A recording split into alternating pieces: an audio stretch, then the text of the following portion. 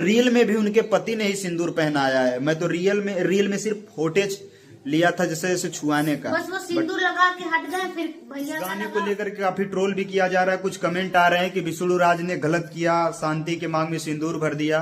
तो ऐसा कुछ नहीं दोस्त, जाके सामने वीडियो देख सकते हैं।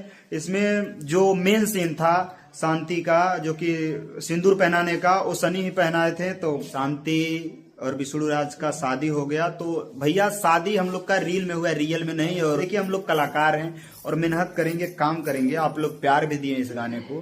तो शांति के पति ही सिंदूर पहनाए थे, हम सिर्फ फुटेज ऐसे लिए थे दिखाने का, ताकि पता चले। क्यों, इसलिए उनका क्लोज लिया गया था ताकि किसी को पता न चले। और ये सिंदूर कौन लगाया था? बार बार बहुत से लोग कह रहे हैं, हम ना जाने क्योंकि शांति फिर से विष्णु से शादी कर लिए। तो ऐसा कुछ नहीं है, वो सिर्फ सीन में था। हमने सीन क्रिएशन किया था और कुछ नहीं।